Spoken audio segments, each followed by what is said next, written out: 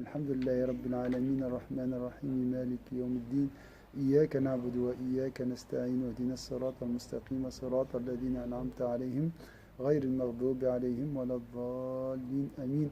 اللهم صل على سيدنا محمد الفاتح لما أغلق والخاتم لما سبق ناصر الحق بالحق والهادي إلى صراطك المستقيم وعلى آله حق قدره ومقداره العظيم. سبحان ربك رب العزة عما يصفون وسلام على المرسلين والحمد لله رب العالمين. Alors, on va continuer avec cette thérapie qui est basée sur comment transformer l'épreuve à une réjouissance, à un bienfait d'Allah Azza wa Jalla. Et ça, c'est possible. C'est basé tout d'abord sur cette thérapie, elle est basée sur une conception. Après, il y a une technique, l'utilisation. Il y a le médicament et l'utilisation, le mode d'emploi. Hier, on n'a pas parlé de ça. Mais cette thérapie coranique, prophétique, est bénéfique lorsqu'elle est utilisée, lorsqu'elle est mise en pratique. Sinon, ça reste de la théorie et avec le temps, tu auras des doutes sur son efficacité. Donc, c'est très important de parler aussi de la technique, comment mettre en marche cette thérapie. Alors, c'est simple. Chaque idée, je suis éprouvé par quelque chose. Je fais une pause de 5 minutes et je répète les conceptions qu'on a acquises ici, 2, 3 fois, 5 fois, comme tu veux. Si tu répètes plus, tu recevras plus de réjouissance. Parce que l'épreuve est dans le cœur, elle n'est pas dans la raison. Elle n'est pas réelle, en fait. Et tu dois chasser cette fausse conception, ou bien cette conception démoniaque, par la réalité du cœur, par la lumière. Est-ce que c'est clair ici? Alors, on a dit, je suis éprouvé par l'indigence, par la maladie, par la peur, par les maux dans la dunya. El-Ghazali, qu'est-ce qu'il a dit ici? Une chose formidable. Il a dit, c'est faux, dans la page on peut corriger, le perspicace doit savoir que toute indigence, toute maladie, toute crainte et toute épreuve ici-bas nécessite gratitude sous 5 rapports. Qui devrait savoir que toute indigence, toute maladie, toute crainte, toute épreuve ici-bas nécessite gratitude sous 5 rapports? Non. Le perspicace, al-aql, le raisonnable, l'intelligent, le sage, si tu veux dire. Pas les croyants. Il y a des croyants qui sont affligés, qui sont touchés par n'importe quel malheur, qui sont bouleversés. Alors, thérapie. Comment vous tirez un médicament de cette sentence pour moi? Monsieur El-Ghazali est un pédagogue. Il ne veut pas te dire, voilà, comme ça les choses. Qu'est-ce que je dois dire à mon cœur face à une épreuve pour me calmer et pour gagner des récompenses dans la vie de l'au-delà et pour profiter de cette épreuve? Maintenant, on parle de profit. Même, je dois dire quoi?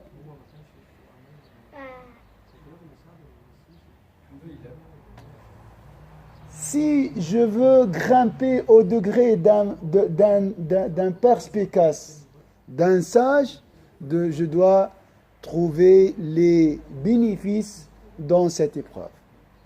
Si je veux rester toujours quelqu'un qui est dans l'émotif et l'émotionnel, voilà, je réagis comme je veux. À moi de faire le choix. À toi de faire le choix. Tu veux quoi? Un homme sage, perspicace, ou une réaction émotionnelle? Je crois vous avez vécu ou bien essayé ce comportement de réaction. Et ça n'aboutit à rien. N'est-ce pas? Donc, c'est le moment pour réagir agir avec sagesse et perspicacité. Ghazali est dans les mots et sont très, très, très intelligents. Al-Aqilo, le perspicace, yani Rzin, celui qui est majestueux, intelligent, hein, élevé, c'est ça le mot aql, hein, comme un enfant et un adulte, c'est presque ça. إذن في تعاملنا مع المحن لابد أن نتعامل تعامل العقلاء.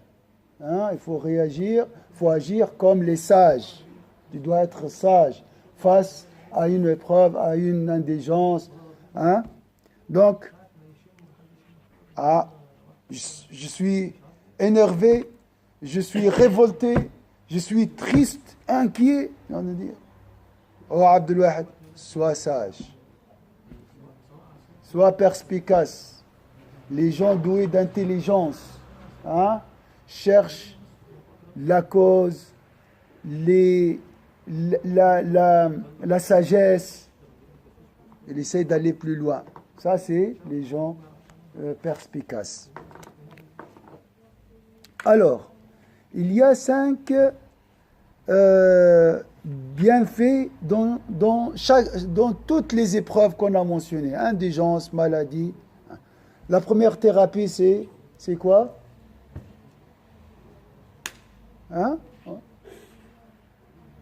Qu'on a mentionné maintenant.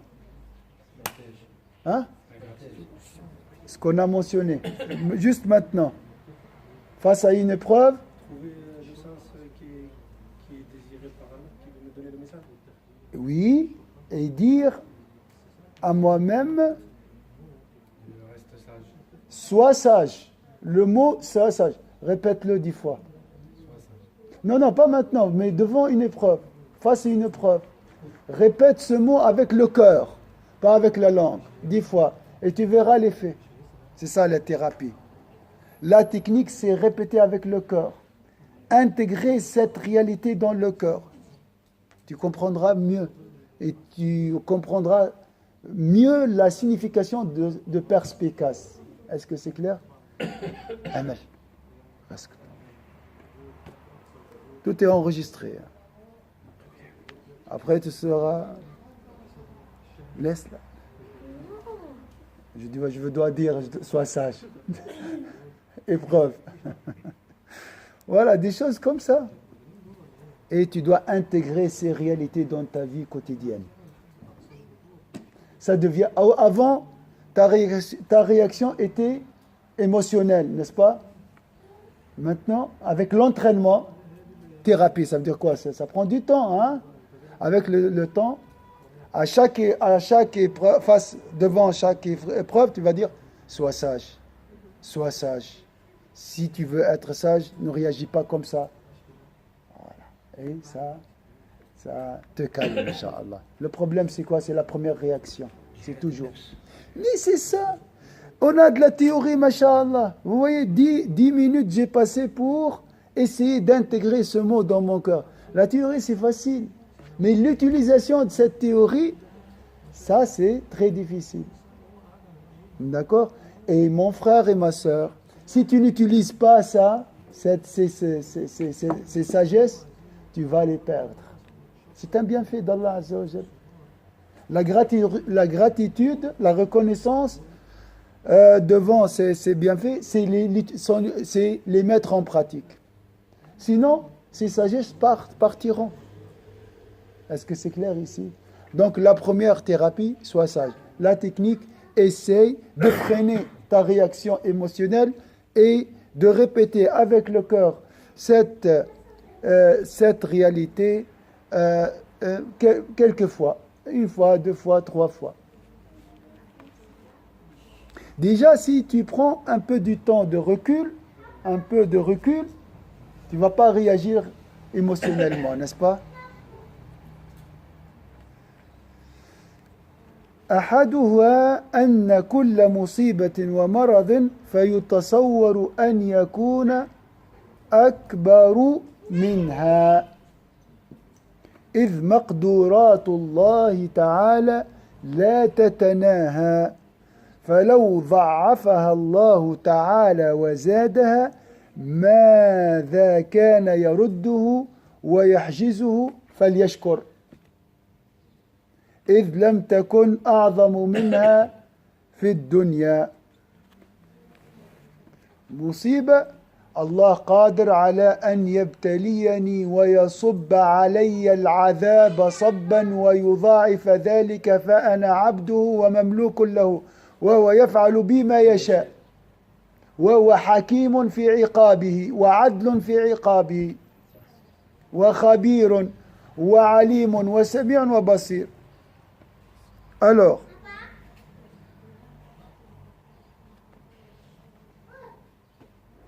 le premier consiste en ce que tout malheur ou toute maladie pourrait être plus grand. J'ai perdu mon attel. Hier, j'ai donné cet exemple. Alors, je dis, tout malheur ou toute maladie pourrait être plus grand. Qui peut me donner un exemple ici? Plus grand que perdre mon attel. Perdre un être cher. Barakallahu fik. Zid. Autre chose.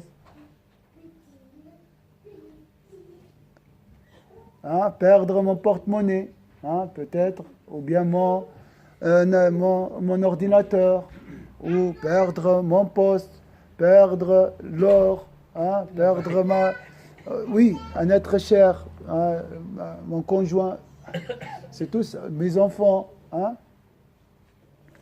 Donc ça, c'est une thérapie aussi. C'est possible? C'est possible. Car la puissance de Dieu est infinie. Il peut m'éprouver par une autre chose plus grave? Oui, il peut. Allah est tout puissant. Or, si celui-ci décidait de redoubler et d'accroître un mal, qui pourrait l'en empêcher? Qui peut empêcher Allah Azza wa Jalla d'accroître un mal ou une épreuve? L'individu doit donc être reconnaissant du moindre mal qui le touche. Donc, cette épreuve par rapport à une épreuve plus conséquente est un bienfait.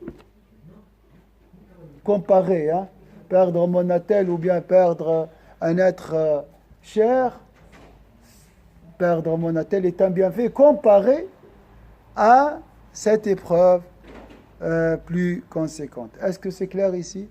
Alors on a dit le premier point, sois sage. Deuxième, en fait, c'est toi, grâce à cette thérapie, tu deviens toi-même le psychologue de ton cœur. Tu vas dire quoi à ton cœur après, selon cette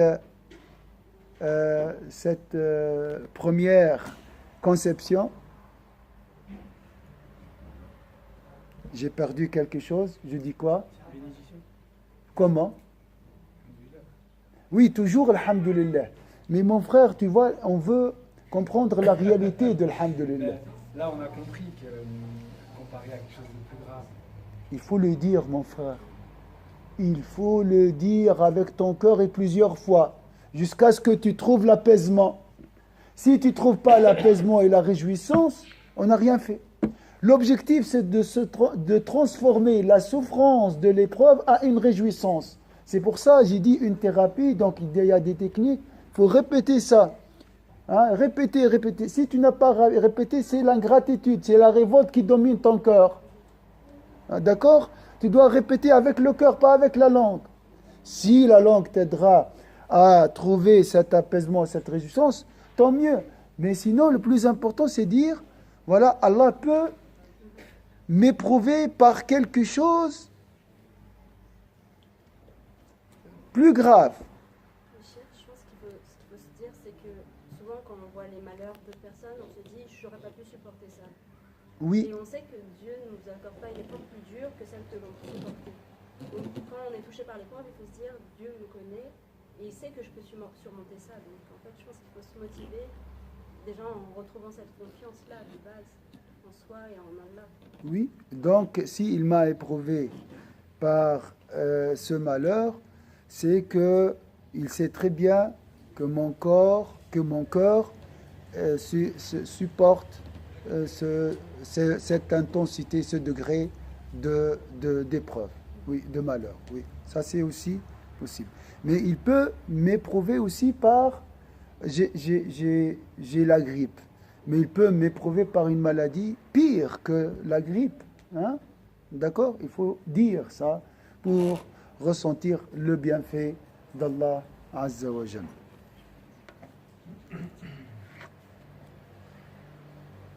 Donc la première, soit perspicace, je peux être éprouvé par un malheur pire, hein, plus grave. Deuxième, أنه كان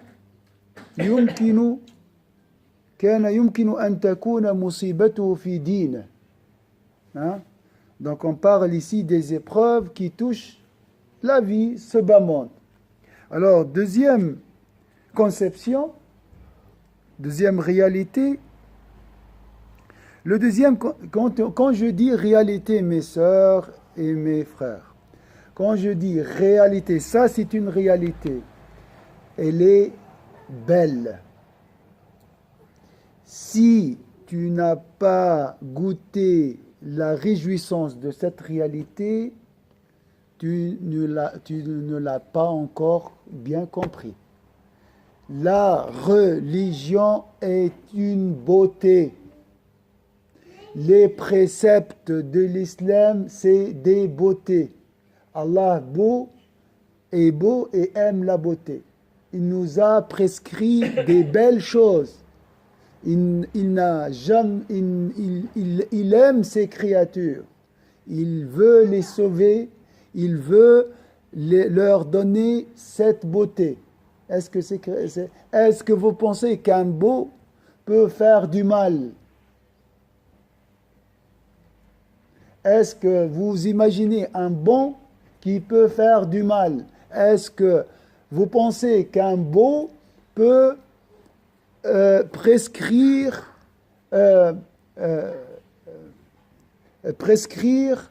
la laideur? Non. Donc si tu penses que, bien sûr, l'épreuve est un décret prescrit, maktoub, si tu penses que ça c'est laid, que l'épreuve est laide, c'est pas la faute de l'épreuve, c'est la faute de ta conception. Donc corrige, réforme ta conception. Est-ce que c'est clair ici?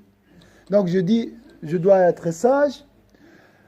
Allah peut me mettre sous une pire épreuve.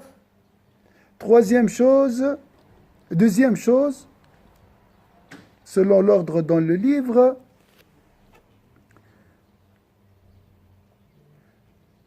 le deuxième consiste en ce que les mots qui l'affectent auraient pu concerner sa religion.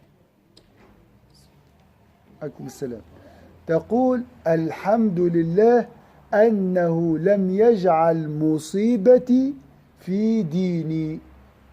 Alors, tu dis alhamdulillah comme tu as dit mon frère, mais avec cette vision, tu dis ce mot n'a pas affecté ma religion.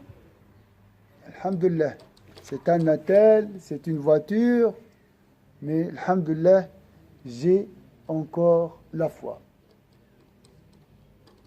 Ce n'était pas une épreuve concernant, par exemple, abandonner ma religion.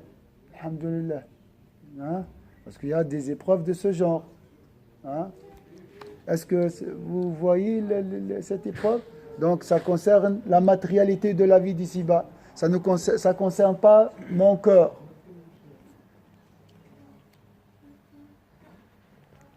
Troisième réalité, alhamdulillah, ce mot n'a pas affecté ma foi.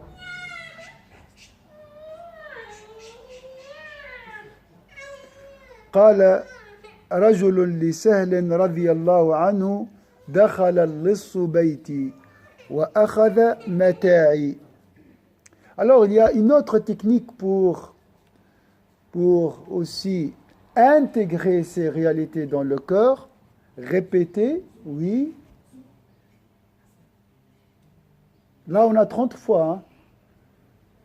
Je dois être sage, perspicace. Deuxième,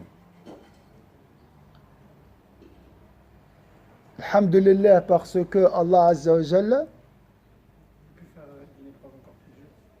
m'a pas éprouvé par un malheur plus grave. Troisième, hein? Alhamdulillah, c'est une épreuve qui ne concerne pas ma foi. Tu sens un apaisement, mon frère, déjà? Déjà, là, je me libère de mes soucis, mes épreuves. Là, je sens vraiment que je suis léger. Déjà, avec ces trois mots qui sont très simples. Hein. Alors, il y a une autre technique, tu peux répéter ça ou écrire. Écrire ces paroles, ce discours, ce monologue, avec un crayon et un papier. Je dois être sage. Comme une... tu répètes, une répétition. Et tu verras l'effet aussi. L'effet est très, très important. Un homme, جاء رجل لسهل رضي الله عنه قال دخل اللص بيتي وأخذ متاعي. Alors, un exemple d'un malheur qui touche la matérialité, les biens, et un malheur qui touche la foi, pour comprendre la différence. Un homme avait dit à Sahl, un voleur est rentré chez moi et a emporté mes biens. Alors, qui peut imaginer la réponse de Sahl? En rapport avec le sujet, alhamdulillah, cette épreuve touche mes biens et elle ne touche pas mon cœur. Donc le voleur a pris, a volé ses biens. Comment il va lui répondre à Sahl? Il a volé ta foi.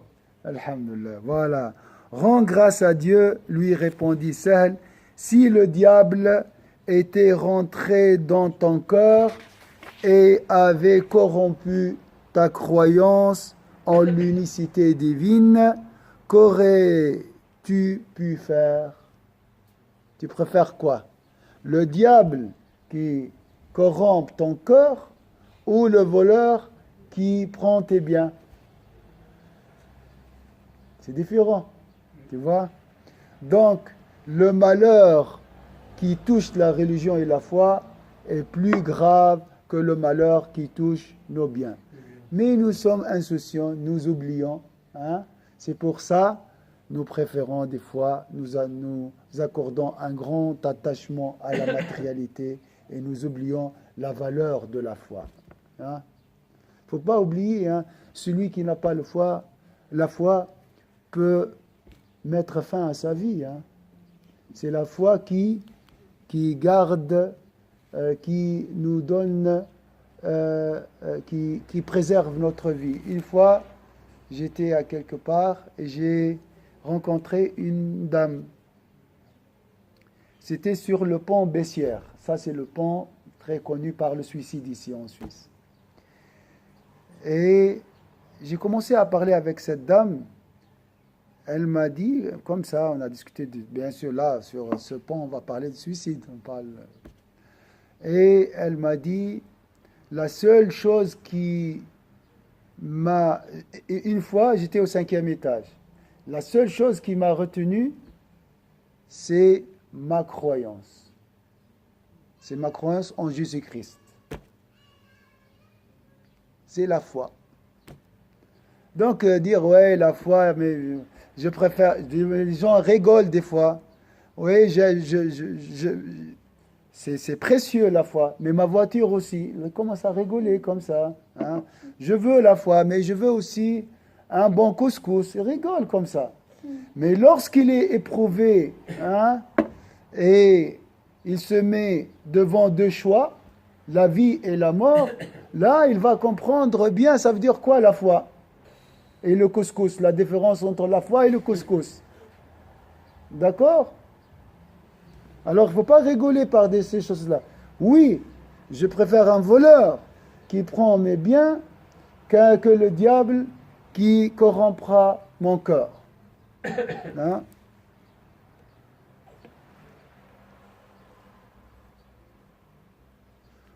فقال أشكر الله تعالى. Donc on est dans l'Alhamdulillah. Mais avec quelle conception dire Alhamdulillah? Alhamdulillah, avec la langue, son utilité n'a pas et sans grande utilité. ولذلك استعاذ عيسى عليه السلام فقال في دعائه اللهم لا تجعل مصيبتي في ديني. Une thérapie prophétique, Sayyidina Isa. Donc l'histoire, c'est à utiliser. Il faut utiliser cette histoire. Ah, Wallah, c'est la même chose. Je me mets à la place de cet homme qui a perdu je ne sais pas combien de choses. Alhamdulillah, le diable n'a pas pénétré dans mon cœur pour corrompre mon cœur. Pour le corrompre. C'est un médicament. Moi, je le sens plus que vous. Pourquoi ? Parce que je suis en train de répéter ça. Mais si vous faites l'expérience, croyez-moi, mes chères sœurs, c'est très, très bénéfique pour le cœur. Très, très bénéfique. Alors, maintenant, je vais faire l'expérience avec 15. Hein? Moi, je vais te dire l'expression de Sayyidina Isa. Pense à un souci de ton vie. Et dis comme il a dit Sayyidina Isa. Et tu verras l'effet.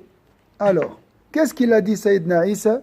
L'expression, le dua, elle est très connue. C'est pourquoi Jésus, notre prophète, qu'Allah, la paix d'Allah sur lui, demandait protection à Dieu dans ses prières en ces termes. Mon Dieu, fais que je ne sois pas atteint en ma religion. Masha'Allah. Alors là, avant c'était Abdul Wahid et l'épreuve. Maintenant c'est Jésus et l'épreuve. Tu vois, le Cheikh il a dit au début, sois perspicace, sois comme Jésus maintenant. Alors, je te demande 15 de répéter cette expression. Mon Dieu, fais que je ne sois pas atteint en ma religion. À haute voix, oui. Mon Dieu, faites que je ne sois pas atteint en ma religion. Est-ce qu'il y a un effet? Oui, ça a déjà été. C'est déjà. Alhamdulillah. Mais la parole renforce la croyance. L'écriture renforce l'idée, intègre l'idée dans le cœur. Est-ce que c'est clair? Alors, c'est presque clair. Vous voyez, quand on passe à l'action, on parle peu, et on profite mieux. Alors, qui peut me donner les réalités à intégrer dans le corps face à une épreuve? On a vu presque 5, je crois. Sois sage.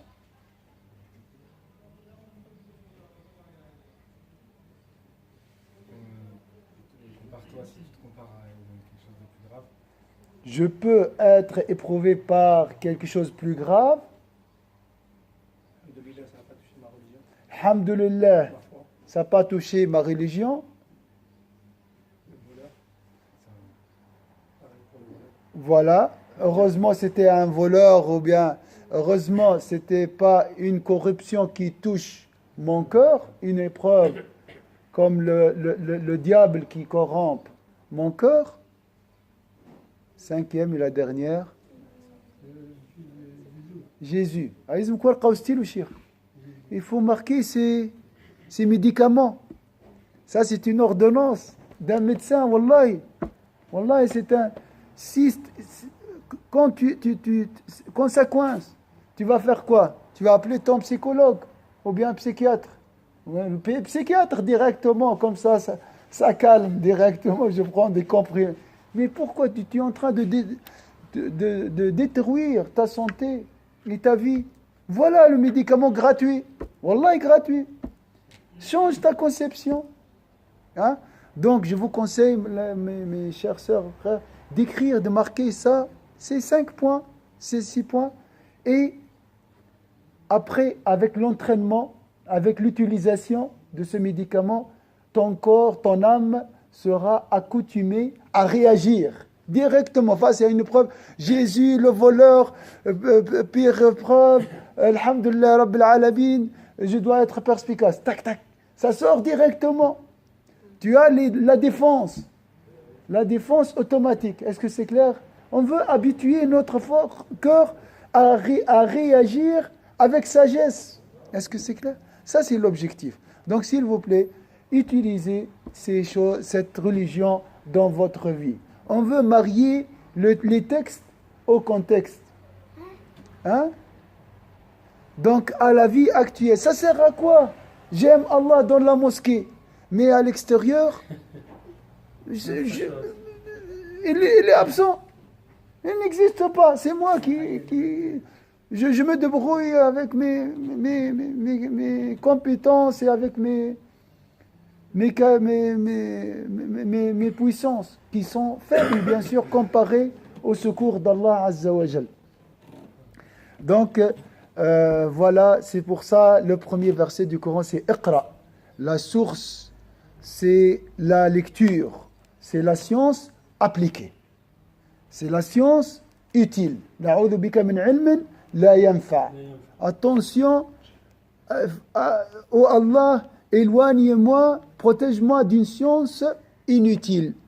C'est pas une science qui n'est pas vraie. Non, elle est vraie, cette science, mais qui n'est pas appliquée, qui n'est pas utilisée, qui n'est pas mise en pratique. Est-ce que c'est clair? C'est ça la science inutile.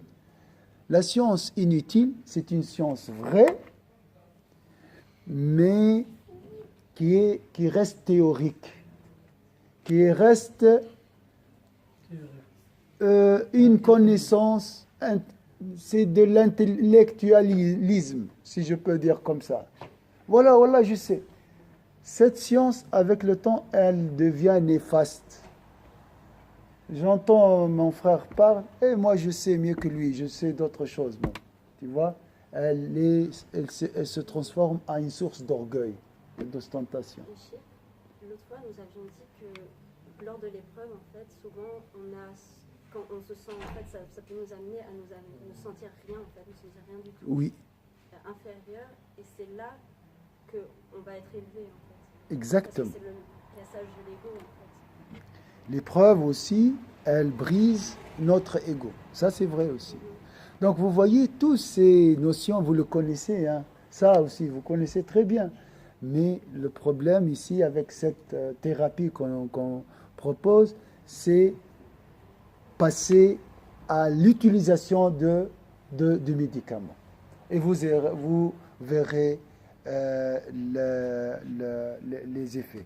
Je ne veux pas vous dire, face à chaque épreuve, tu dois sortir ton carnet, non. Une fois, 2 fois par jour, hein, parce que, machallah, il y a les épreuves, hein. Même les petites épreuves, commence par les petites. Déjà, tu as perdu ton crayon et tu n'as pas le temps, tout ça, tu es stressé, c'est une épreuve, c'est une peur. Hein. Le stress, c'est quoi? C'est une peur. Le stress, c'est la peur. Hein. C'est ça. On est stressé parce qu'on a peur. Hein, de perdre le bus et perdre le rendez-vous et perdre le travail. Donc, là, sois perspicace. Même si je perds ce travail, alhamdoulilah, ce n'est pas une épreuve qui touche ma religion. Alhamdoulilah, Allah peut m'éprouver par un accident, par exemple, pire, par une épreuve pire. Et voilà, regarde Sahl, comment il a réagi avec la personne qui a perdu ses biens.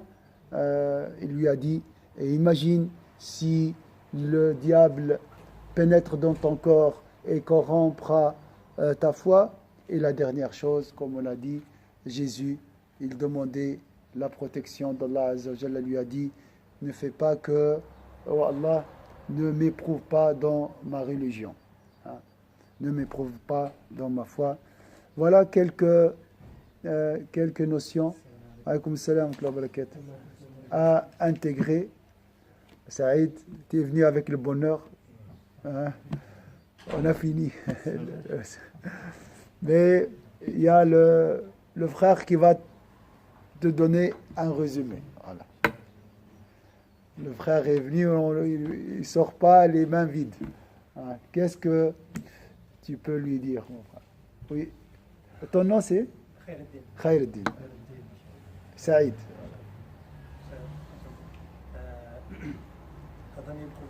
Quand on fait face à une épreuve, quelle qu'elle soit, il y a 5 choses à dire. La première chose, c'est je suis sage, je fais partie des perspicaces, donc je réagis en tant que sage, je ne laisse pas place à l'émotion. La deuxième chose, c'est je compare, je me dis que mon malheur aurait pu être plus grand, parce qu'Allah aurait pu faire que ce malheur soit encore un malheur plus grand que celui qui est arrivé. Par exemple, je perds mon téléphone, j'aurais pu perdre un autre proche, une autre chose. Troisième chose, je dis alhamdoulilah, ça n'a pas touché ma foi, ça n'a pas altéré ni ma foi ni ma religion, ce malheur qui m'est arrivé. Troisième chose, c'est un voleur. Si un voleur, par exemple, il y a un monsieur qui se fait cambrioler, il se fait voler ses biens, et quelqu'un lui dit alhamdoulilah, le diable n'a pas. Imagine si le diable avait volé ta foi, avait altéré ta foi et pas seulement que tes biens. Et la troisième chose, c'est Ibn Isa qui demandait à Allah Azza wa Jalla en disant fait que ne m'éprouve pas dans ma foi, dans la perte de ma foi. Il y a une chose il n'y a pas de sta'id billah. Il n'y a pas de demande de la protection d'Allah contre les... Oui, contre les malheurs qui touchent ma foi, la foi, oui, c'est ça, c'est la même chose. Donc, voilà, ça c'est le résumé. Maintenant, il faut appliquer ça. Déjà, les hypocrites, ils parlent bien, ils ont beaucoup de connaissances, mais ils ne mettent pas les enseignements en pratique. Donc ça, c'est... Maintenant, j'ai compris ce que je veux dire, c'est-à-dire à la fin, c'est on voit mal, on remet tout ça à Allah. Allah, c'est source de bien. Inch'Allah, il va remplacer tout ça par un bien. Oui, ça aussi. Mais chaque idée, en dehors de ces idées, il faut aussi les marquer et les mettre en pratique. Hein? Il faut les marquer et les mettre en pratique. Tout ce qui est mal, ça vient de vous. Tout ce qui est bien d'Allah. Oui. Donc le mal, c'est ici le bas monde. Et puis on demande à Allah de remplacer par positif. Voilà. Donc Kenza nous a rappelé que l'épreuve écrase l'ego, et Saïd nous a rappelé aussi il faut demander la protection d'Allah Azza wa Jalla contre le malheur qui peut toucher. Et sûrement il y aura soit ici, soit après. Oui. L'akhira, il y aura une récompense. il y a une récompense. il y a déjà une récompense immédiate. Sabr lillah. Innaha yuhibbu as-sabirin. Voilà. C'est déjà là, tu reçois une récompense immédiate. C'est Le là. sabre, il passe aussi par le fait de pratiquer ce qu'on dit là. Oui, Si on a la force d'être un sabir, oui, de patience, c'est aussi en faisant ces 5. oui. C'est grâce à cette pratique, tu trouveras la patience. Et la patience engendre l'apaisement et la beauté. Sabrun jamil, la belle patience. Il y a la patience forcée. Là, j'ai pas le choix. Ça, ce n'est pas une belle patience. Là, c'est une patience réfléchie, choisie. Hein? Ça, c'est un autre degré, Inch'Allah. Barakallahu fikum, Inch'Allah. Qu'Allah nous aidera à tirer les leçons et les mettre en pratique et savourer ces beautés. Wallah, c'est des beautés. C'est des beautés, tout ça. Mais il faut tendre la main, cueillir les fruits et les goûter pour savoir qu'elles sont très délicieuses. J'avais une fois un ami, oh, ma mère elle est à l'hôpital, mon frère est malade, désespéré. Ouais. C'est contre le désespoir. Là. Oui, oui, oui. Si tu n'as pas le choix, si tu ne fais pas ça, il y a l'ennemi qui t'attend, qui veut corrompre ton cœur. Il va semer la désespérance, la révolte. La révolte augmente, augmente, augmente. Et ça finit pas mal à la fin. Hein? Wallahu a'lam. Barakallahu fikum.